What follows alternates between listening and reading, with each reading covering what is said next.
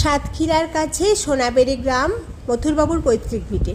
তারই কাছাকাছি তালামাগড় গ্রাম। সে গ্রামে তার গুরুঘর। গুরুবংশের শরিকি অংশ নিয়ে ঝগড়া বেঁধেছে। আপোষ নিষ্পত্তি করার জন্য তলব পড়েছে মথুরবাবুর। এবড়ো খেবড়ো রাস্তা। রামকৃষ্ণ আর হৃদয় চলেছে পালকিতে, আর মথুরবাবু হাতির হাওদায়।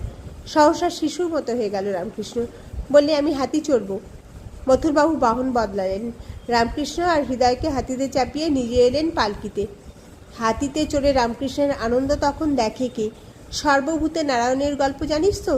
গুরু শিখিয়ে দিয়েছে শিষ্যকে, শিষ্যকে আর পায়কে। পথ দিয়ে হাতি চলেছে, ওপর থেকে মাহুত বললে, সরে যাও।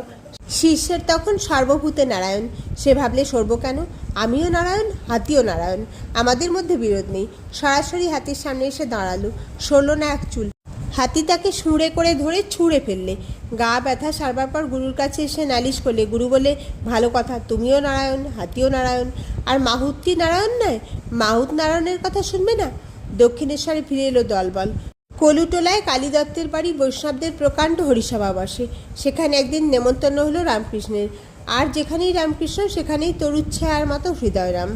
ভাগবত পাঠ হচ্ছে, তন্ময় হয়ে শুনছে সবাই ভাগবত। রামকৃষ্ণও বসে পড়ল একধারে। সামনে মহাপ্রভুর আসন। তার মানে বেদিতে যে আসন বিছানো তা হচ্ছে শ্রী চৈতন্যের আসন। বৈষ্ণবদের পূজা পাঠের সময় থেকে এমনি আসন বিছানো।